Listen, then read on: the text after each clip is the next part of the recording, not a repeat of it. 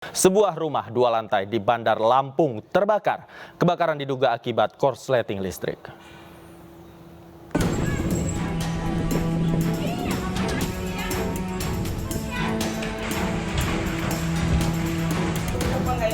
Kebakaran melanda sebuah rumah berlantai 2 di Kecamatan Tanjung Karang Timur, Bandar Lampung, Lampung pada Kamis siang. Api pertama kali diketahui pada pukul 11 di lantai 2 rumah. Bangunan yang didominasi dari bahan kayu membuat api cepat membesar dan menyebar. Api diduga muncul akibat korsleting listrik. Dinas Damkar Kota Bandar Lampung menurunkan 10 mobil dan 60 personil pemadam kebakaran. 3 jam kemudian, api baru bisa dikendalikan.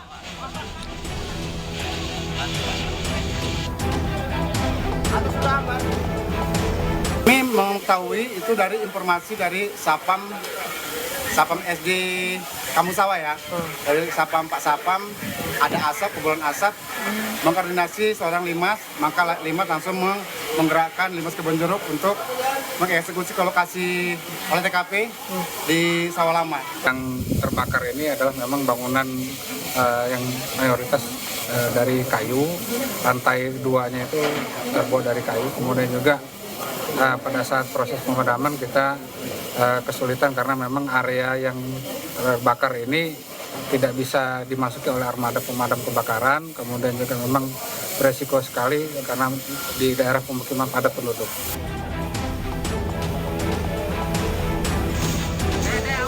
Tidak ada korban jiwa dalam peristiwa ini, namun seluruh bangunan beserta isinya ludes terbakar. Penyebab pasti kebakaran masih diselidiki polisi. Dari Bandar Lampung, Andres Afandi, iNews melaporkan.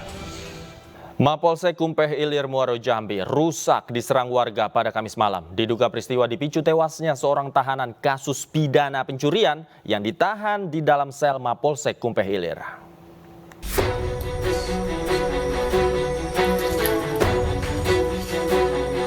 Kantor Mapolsek Kumpeh Ilir, Kabupaten Muaro Jambi, Provinsi Jambi, diserang dan dirusak oleh sejumlah warga. Akibatnya, sejumlah ruangan dalam polsek rusak. Diduga pengerusakan dipicu oleh tewasnya tahanan di dalam sel Mapolsek Kumpeh Ilir. Sebelumnya, pihak kepolisian mengamankan seorang tersangka pencurian di salah satu sekolah dasar di wilayah Kumpeh Ilir. Saat polisi melakukan penahanan, tersangka diketahui meninggal dunia di dalam sel tahanan. Dugaan bahwa yang meninggal ini ada melakukan suatu tindak pidana yang mana pada saat itu anggota polsek ya itu ada laporan dari kepala sekolah SD karena kehilangan barang. Sehingga itu tadi untuk prosesnya masih dalam penyelidikan. Dia gantung diri atau gimana?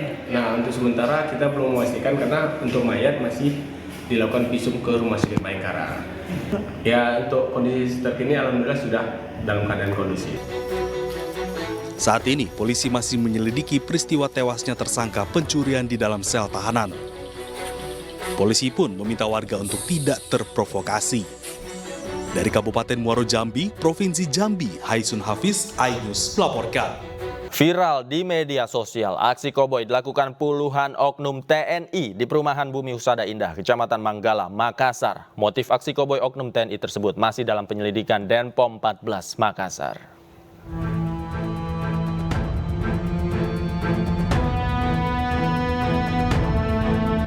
Viral di media sosial, rekaman CCTV menunjukkan puluhan oknum TNI berpakaian dinas dan preman mendatangi rumah warga di Perumahan Bumi Husada Indah, Kecamatan Manggala, Kota Makassar, Sulawesi Selatan. Dalam rekaman tersebut, sejumlah oknum TNI mengamuk dan mendobrak pagar dan pintu rumah warga yang saat itu hanya dihuni oleh 2 orang anak kecil. Oknum TNI diduga mencari seorang pria berinisial HM, namun tidak berada di rumah.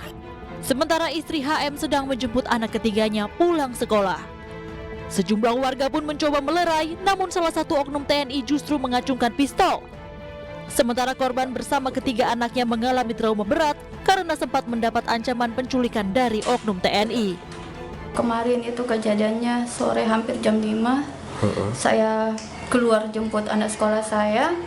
Tapi ada anak saya di dalam rumah 2 orang, umur 7 tahun sama 9 tahun.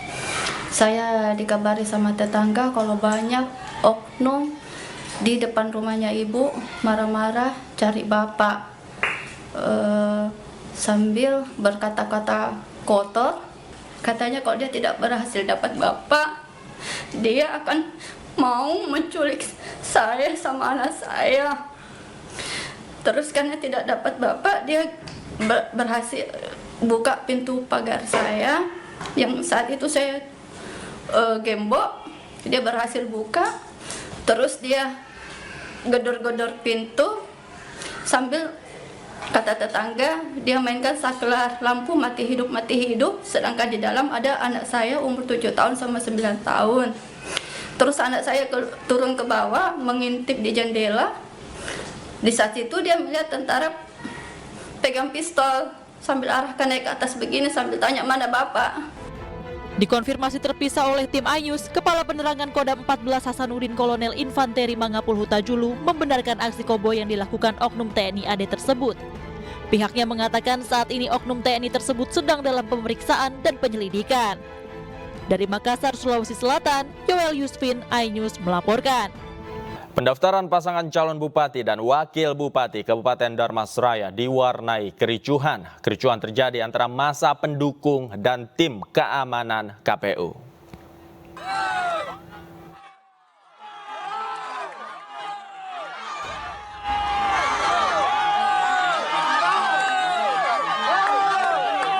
Puluhan pendukung pasangan calon bupati dan wakil bupati Kabupaten Dharmasraya, Adi Gunawan dan Romi Siska Putra, terlibat kericuhan di kantor KPU Dharmasraya dengan sejumlah petugas kepolisian yang melakukan pengamanan. Tim pendukung Adi Gunawan dan Romi Siska Putra merasa tidak mendapat akses sistem informasi pencalonan atau silon hingga terjadi kericuhan. Suasana pun akhirnya mereda setelah KPU memberikan akses silon kepada tim Adi Gunawan Romi Siska guna menghindari potensi konflik lebih lanjut. Ketua KPU bersama Komisioner KPU pun segera mengadakan rapat pleno untuk membahas persoalan silon untuk mencegah konflik serupa terjadi kembali. Dari Dharmasraya, Sumatera Barat, Budi Sunandar, iNews melaporkan. Tokoh intelektual sekaligus ekonom Indonesia Faisal Basri meninggal dunia pada Kamis dini hari di Rumah Sakit Mayapada Kuningan, Jakarta Selatan. Faisal Basri meninggal dunia di usia 65 tahun. Sejumlah tokoh dan kerabat mendatangi rumah duka Faisal Basri di kawasan Tebet, Jakarta Selatan sejak Kamis pagi. Salah satunya yaitu mantan Ketua Mahkamah Konstitusi Jimli Ashidik. Jimli mengenang sosok Faisal Basri sebagai salah satu tokoh intelektual Indonesia yang sangat kritis dan apa adanya. Faisal Basri juga dipandang sebagai sosok yang idealis dengan prinsip yang kuat mengenai bagaimana ekonomi dan politik harus dikelola demi kepentingan publik.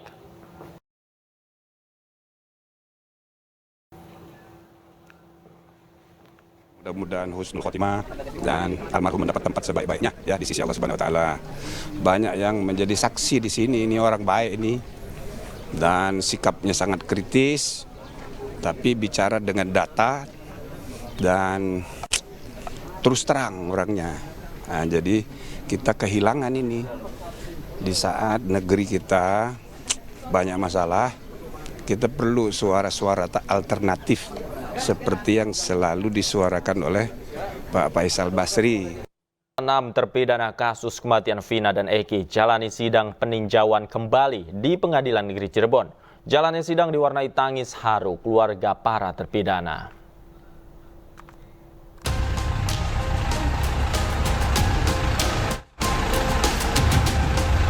Suasana haru dan isak tangis pecah saat 6 terpidana kasus pembunuhan Vina Eki tiba di Pengadilan Negeri Kota Cirebon Rabu pagi. Ke-6 terpidana ini kemudian dibawa masuk ruang tahanan Pengadilan Negeri Kota Cirebon untuk menjalani sidang perdana peninjauan kembali. Melalui sidang PK, para keluarga terpidana berharap agar mereka bisa bebas setelah menjalani hukuman 8 tahun. Keluarga juga berharap dapat memulihkan nama baik para terpidana lantaran mereka tidak bersalah dalam kasus pembunuhan Vina dan Eki. Kuat, mudah-mudahan ini jalan yang terbaik. Semangat ya. Ibu terakhir ketemu Rivaldi kan? Saya terakhir ketemu Rivaldi itu habis Lebaran. Sementara itu, sidang peninjauan kembali 6 terpidana kasus Vina di Pengadilan Negeri Cirebon sempat diwarnai protes karena majelis hakim meminta agar sidang PK dijalankan secara tertutup. Sementara tim kuasa hukum terpidana meminta agar sidang PK dijalankan secara terbuka. Namun majelis hakim beralasan bahwa kasus Vina mengandung unsur asusila dan berbeda dengan kasus Saka Tatal. Akibatnya hakim menskors jalannya sidang selama 15 menit. Dari penasihat hukum tadi sudah secara tegas disampaikan oleh Profesor Dr. Otto Hasibuan, kami sepakat kalau tetap habis 15 menit skor ini nyatakan masih tertutup, maka kami tidak akan melanjutkan sidang ini. Alasannya apa, Pak? Alasannya memang di putusannya 340 dan di tingkat pertama bahwa pengadilan ini juga terbuka untuk umum. Gitu. Alasan hakim sendiri tadi tertutup? Ya, mereka bilang ini asusila, padahal ini kan di dalam dakwaan di putusannya tidak ada asusila, itu 340. Setelah diskors, majelis hakim kemudian melanjutkan persidangan secara terbuka dengan catatan perkara yang berkaitan dengan asusila tetap dijalankan secara tertutup. Dari Cirebon, Jawa Barat, tim liputan iNews melaporkan. Suasana haru mewarnai persidangan peninjauan kembali 6 terpidana kasus kematian Vina dan Eki. Bagaimana tanggapan pihak keluarga dengan sidang pertama tersebut? Untuk membahasnya, saat ini kita sudah terhubung dengan salah satu kakak dari 6 terpidana, yaitu Ibu Aminah, kakak dari Supriyanto. Selamat malam, Bu Aminah. Assalamualaikum. Selamat malam, waalaikumsalam warahmatullahi wabarakatuh. Oke, Bu Aminah, saya ingin mulai dengan pertanyaan. Ibu mengikuti sidang kemarin ya. Bagaimana perasaan Ibu selama mengikuti sidang itu? Alhamdulillah, kemarin sidangnya lancar dan kami bahagia karena dulu 2016 tidak seperti itu. Kalau dulu gimana Bu sidangnya?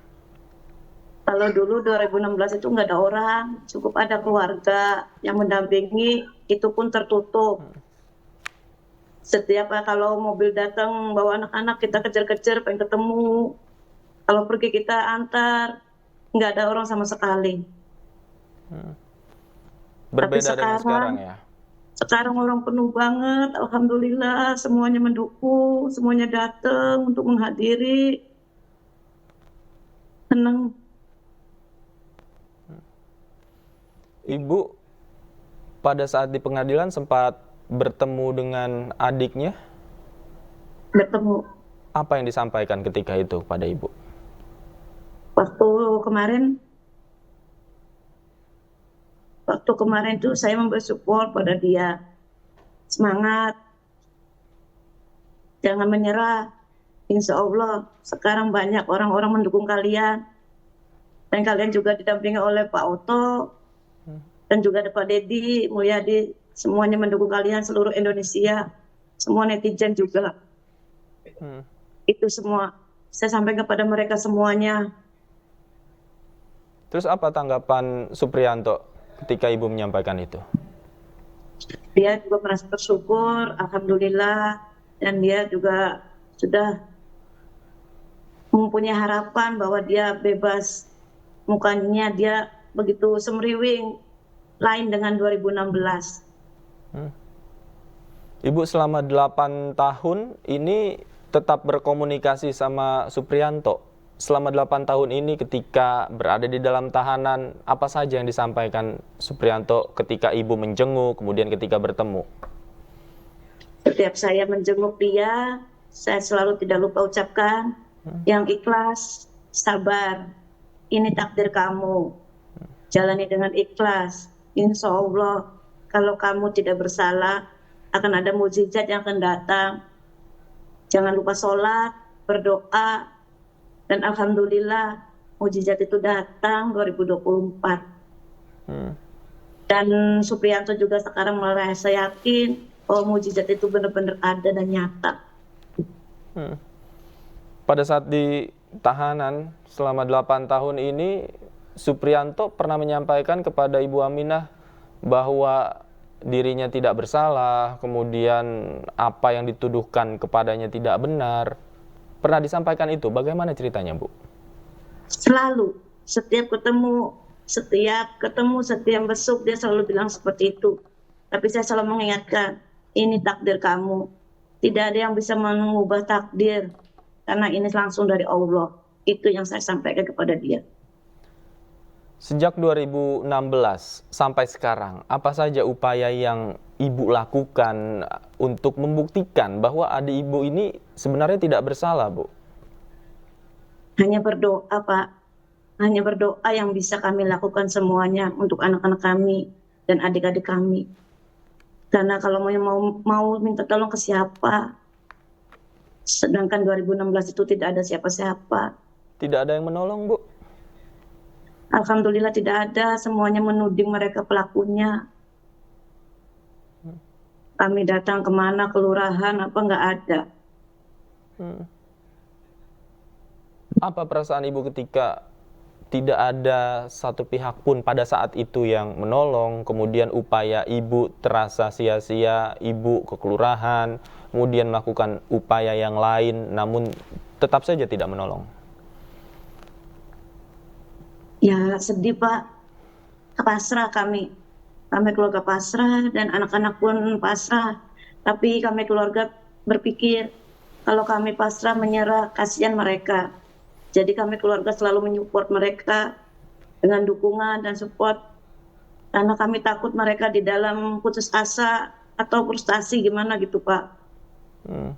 Pernah bercerita adik Ibu kepada Ibu bagaimana situasi di dalam tahanan? Mungkin sesekali menyampaikan kerinduannya kepada Ibu dan keluarga? Dia selalu bercerita di dalam, alhamdulillah lingkungannya baik semua. Warga lapas juga alhamdulillah baik semua. Di sana juga dia beraktivitas bersama teman-teman yang lain. Dan dia juga kadang-kadang bilang capek. Saya selalu bilang sabar. Sabar. Sampai kapan Amin sabarnya? Ya insya Allah. Yang penting kamu sabar. Itu aja. Setelah ini, Bu, kemudian sidang peninjauan kembali kan sudah berjalan sejak kemarin. Apa yang menjadi harapan Ibu dan keluarga terhadap jalannya sidang dan Supriyanto? Harapan kami keluarga semoga PK-nya dikabulkan. Semoga anak-anak kami dibebaskan. Karena mereka semua itu tidak bersalah, Pak. Kami mohon. Itu harapan kami. Kami hanya ingin anak-anak kami pulang ke rumah. Nggak minta apa-apa, yang penting mereka bebas. Karena kasihan kalau mereka sampai dihukum seumur hidup. Dia nggak melakukan kesalahan itu. Ibu kalau ingin, memang pun dia, Ibu kalau ingin memang dia melakukan itu nggak masalah. Ibu sangat ingin Supriyanto bebas ya, Bu? Ingin sekali, Pak. Dari lubuk hati saya, semuanya keluarga ingin mereka bebas. Bagaimana kemudian Ibu ketika mendengar ada celah peninjauan kembali setelah sebelumnya vonisnya seumur hidup? Kami bahagia, kami bersyukur sujud kepada Allah. Kami bahagia sekali dengan bantuan Pak Deddy Mulyadi, bantuan semua warga Indonesia, netizen, Bapak Paradi, Pak Oto Hasibuan, timnya semuanya. Bahagia, Pak, bersyukur. Di pengadilan kemarin sempat bertemu, Bu? Sempat menyapa? Atau mungkin sempat berpelukan? Berpelukan, malam dia mencari saya. Karena waktu itu pertama datang saya disuruh masuk ke ruang persidangan. Saya belum sempat ketemu dia. Dan begitu di skor 15 menit saya ketemuin dia. Dia bilang, Amin dari mana aja, saya mencari. Terus saya jelasin pada dia begitu. Artinya Supriyanto kangen ya terhadap Ibu Aminah? Kangen. Sekarang aja dia semenjak dipindah ke Cirebon, dia telepon ke wartel sehari ada 3-4 kali sehari, Pak. Dia lebih dari anak, Pak. Dari bayi saya ngasuh.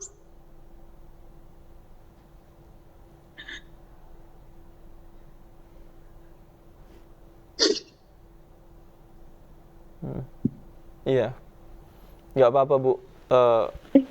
Nggak apa-apa menangis karena memang kita semua melihat bagaimana perjuangan keluarga, cerita perjuangan keluarga untuk memperjuangkan dan membuktikan bahwa adik Ibu tidak bersalah.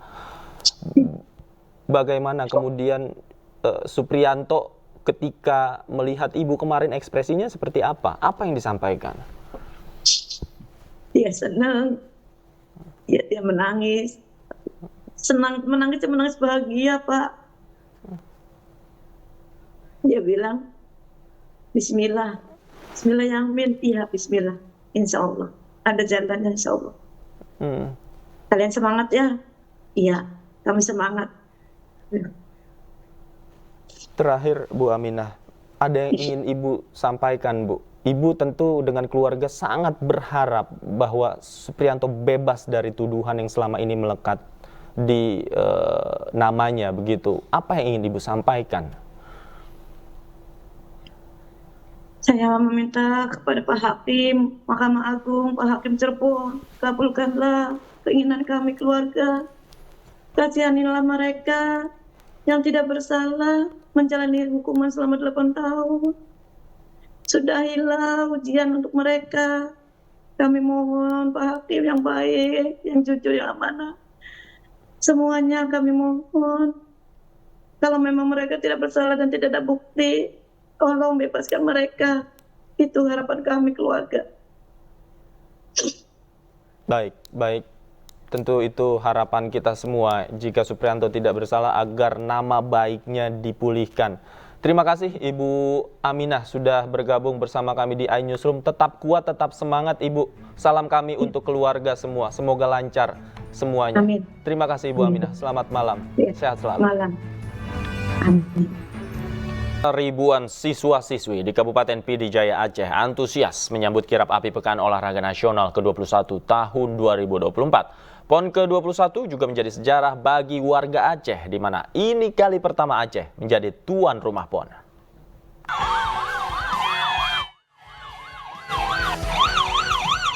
Para pelajar bersama guru dari berbagai sekolah dan masyarakat Pidijaya menyambut iring-iringan kirap api PON ke-21. Api kirap PON diarak sepanjang perjalanan dan dibawa oleh mantan atlet berprestasi pada tahun 2000-an, Muhammad Rizal, yang kini menjadi personel Satlantas Polres Pidijaya. Iring-iringan kirap api PON dimulai dari Simpang 4 Desa Beringin, Kecamatan Merah 2, lalu menuju ke lapangan bola kaki Kota Meredu, Kabupaten Pidijaya Aceh, dan terakhir di Kabupaten Pidi Aceh. Pejabat Bupati Pidijaya, Jailani Bramat, menerima langsung kirap api dari pembawa obor sebagai proses penyalaan kirap api PON di Kota Meredu, Pidijaya, Aceh. PJ Bupati Kabupaten Pidijaya mengatakan, kirap api PON bukan hanya sekedar kegiatan seremonial, namun menggambarkan kobaran semangat dan persatuan. Kirap api PON ke-21 tahun 2024 ini menjadi catatan sejarah untuk masyarakat Pidijaya Aceh, lantaran menjadi kali pertama Pidijaya didatangi obor api Pekan Olahraga paling bergengsi di Indonesia. Dari Pidijaya, Aceh, Jamal Pangwa, iNews melaporkan.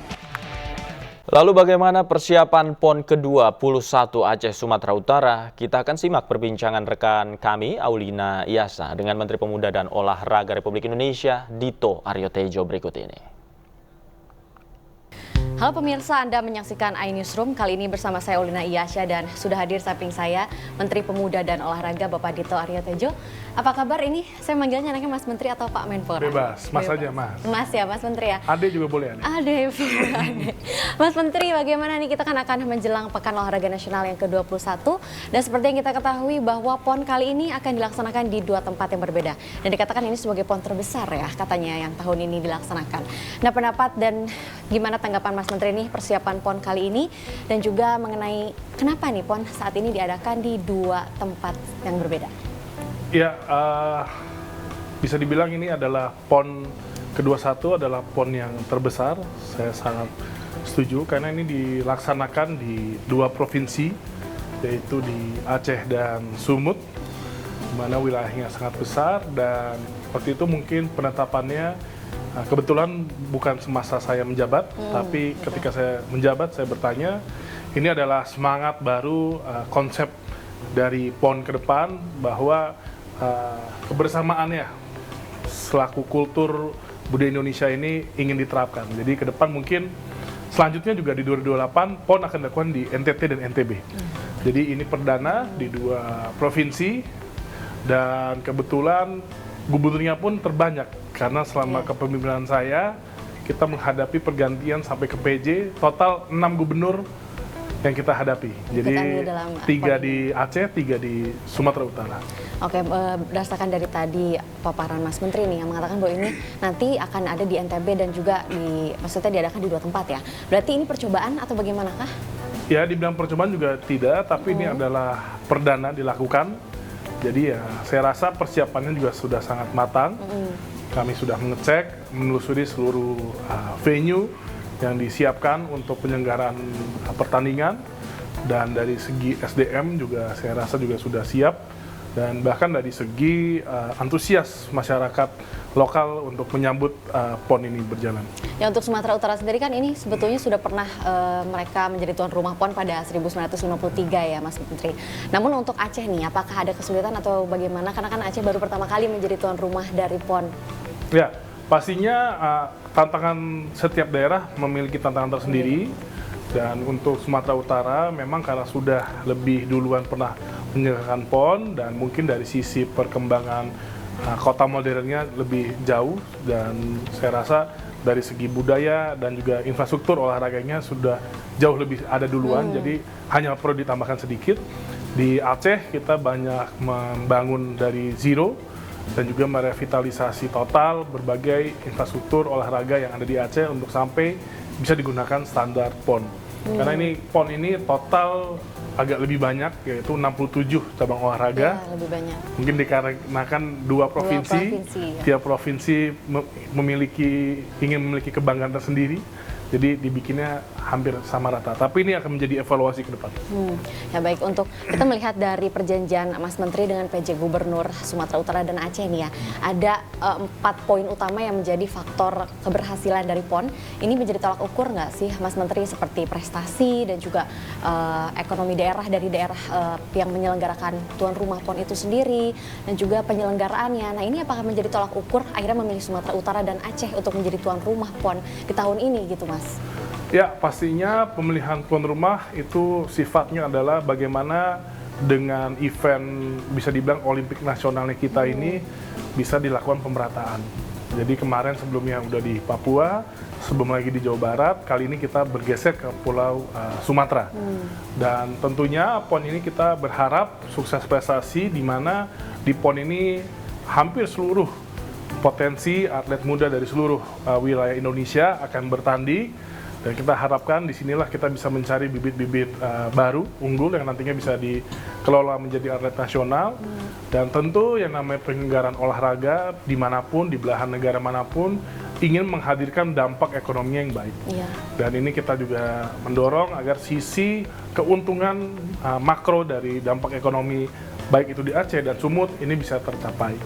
Dan juga yang terakhir adalah bagaimana sukses secara administrasi, di mana ya PON ini kan menggunakan baik APBN dan juga APBD, dan itu yang kita jaga bersama Satgas yang ada, yang dibentuk Bapak Presiden, bagaimana pengelolaan anggaran baik itu nasional dan daerah ini dikelola dengan transparan dan akuntabilitasnya bisa terjaga. Oke, jadi selain untuk meningkatkan potensi dari daerah itu sendiri, untuk memperkenalkan kepada atlet-atlet juga nih Mas ya, mengenai Sumatera Utara dan Aceh. Nah, untuk kita berbicara mengenai bibit potensi para atlet nih ya Mas Menteri ya, ini kira-kira mereka nantinya bisa dijadikan sebagai bibit-bibit regenerasi untuk Olimpiade Los Angeles nggak sih Mas di tahun 2028 nanti?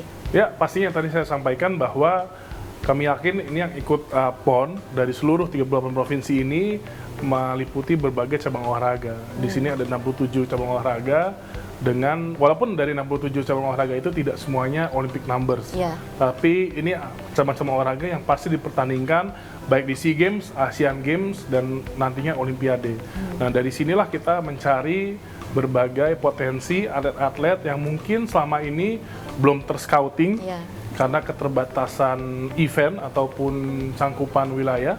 Dengan PON ini kita bisa lebih seksama melihat potensi seluruh wilayah, dan kita berharap ini banyak melahirkan bibit-bibit atlet yang tanda kutip bisa menjadi bahan kami ke depan untuk calon Olimpiade.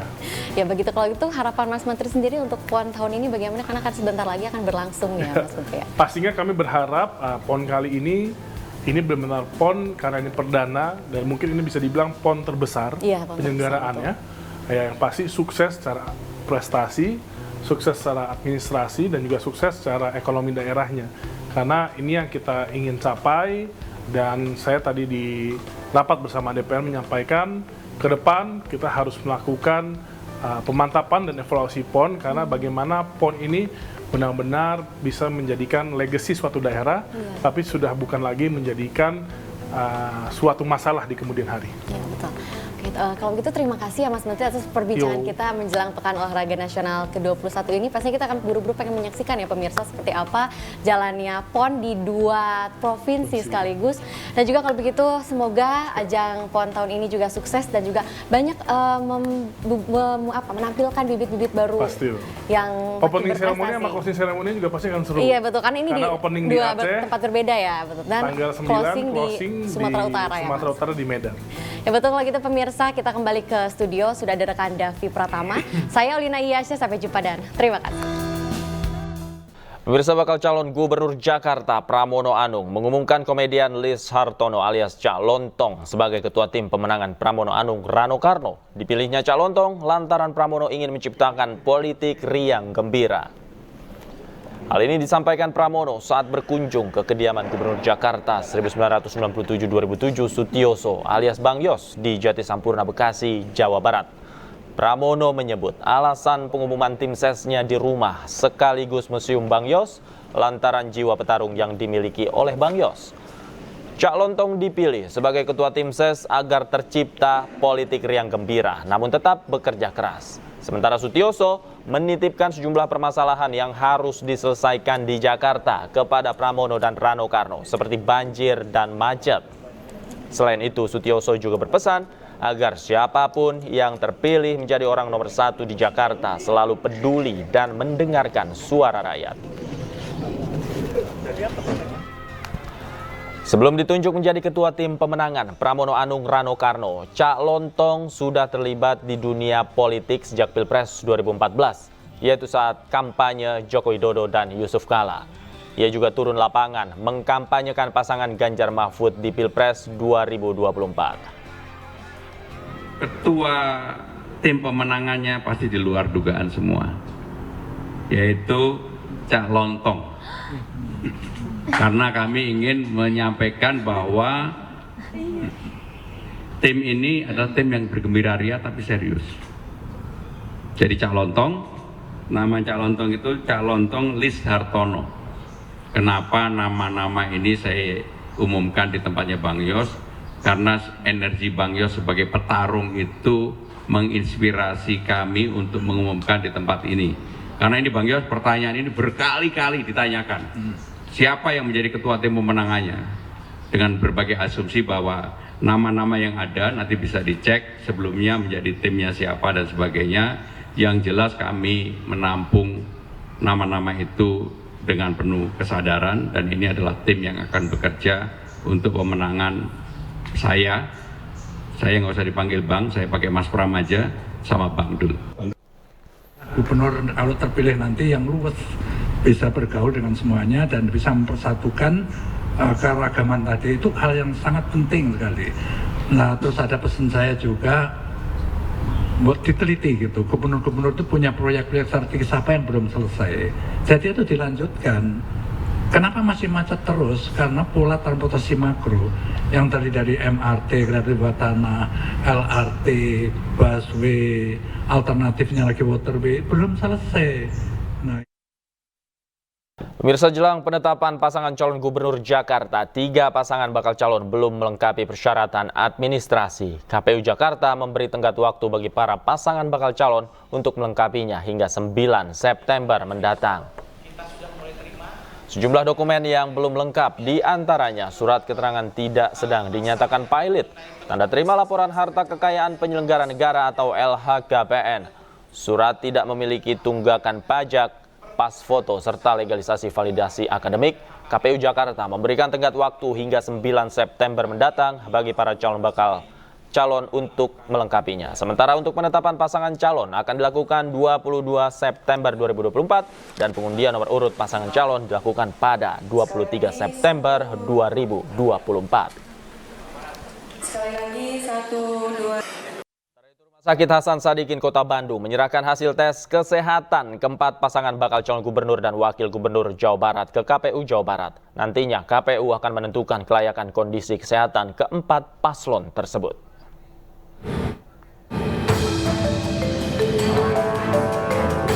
Setelah melalui serangkaian tes kesehatan jasmani dan rohani, tim dokter Rumah Sakit Hasan Sadikin Bandung menyerahkan hasil tes kesehatan keempat paslon calon gubernur dan wakil gubernur Jawa Barat ke KPU Jabar.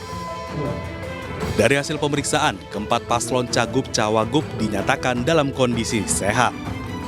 Selanjutnya, KPU Jabar akan menetapkan layak atau tidaknya paslon maju dalam Pilgub Jabar.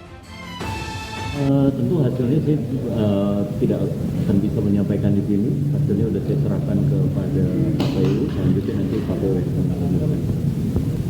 Sejauh ini kami mendapatkan secara umum pasangan calon itu sehat, tapi apakah memenuhi standar atau tidak itu KPU nanti yang menentukan.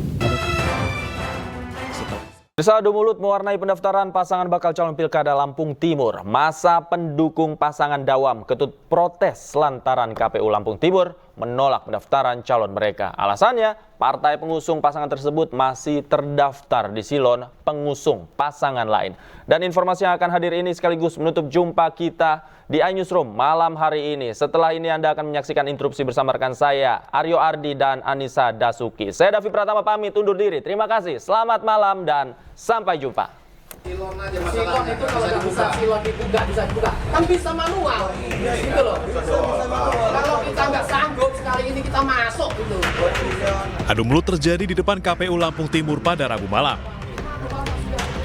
Masa pendukung pasangan bakal calon Dawam Raharjo Ketut Erawan mendesak agar pendaftaran calon mereka diterima KPU Lampung Timur. KPU Lampung Timur mengaku tidak bisa mendaftarkan Dawam Ketut karena partai pengusung mereka, PDIP, masih terdaftar di silon mengusung pasangan lain, Ella Azwar. Padahal PDIP telah mencabut dukungan untuk pasangan tersebut. KWK yang baru ini, tanggal 3 September, mencabut keputusan B1 KWK 23 Agustus yang diberikan saudara-saudari Ella. Jadi itu dicabut, sekarang diberikan terbitkan yang baru, Dawam dan Ketut Erawan. Clear ya? Clear ya? DPD PDIP Lampung memastikan akan menempuh jalur hukum dan politik guna menindaklanjuti penolakan KPU Lampung Timur tersebut. Dari Lampung Timur, Lampung, Andres Afandi, iNews melaporkan. Ribuan siswa-siswi di Kabupaten Pidijaya Aceh antusias menyambut kirap api Pekan Olahraga Nasional ke-21 tahun 2024. PON ke-21 juga menjadi sejarah bagi warga Aceh, di mana ini kali pertama Aceh menjadi tuan rumah PON.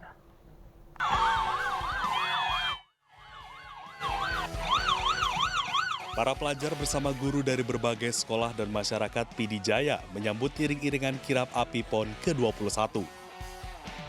Api kirap PON diarak sepanjang perjalanan dan dibawa oleh mantan atlet berprestasi pada tahun 2000-an, Muhammad Rizal, yang kini menjadi personel Satlantas Polres Pidijaya.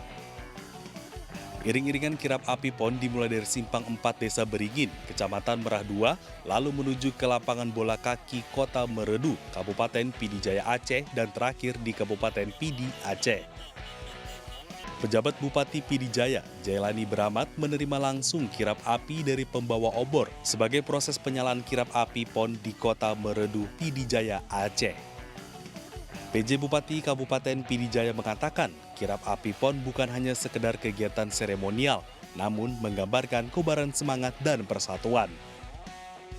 Kirap api PON ke-21 tahun 2024 ini menjadi catatan sejarah untuk masyarakat Pidijaya Aceh, lantaran menjadi kali pertama Pidijaya didatangi obor api Pekan Olahraga paling bergengsi di Indonesia. Dari Pidijaya, Aceh, Jamal Pangwa, iNews melaporkan.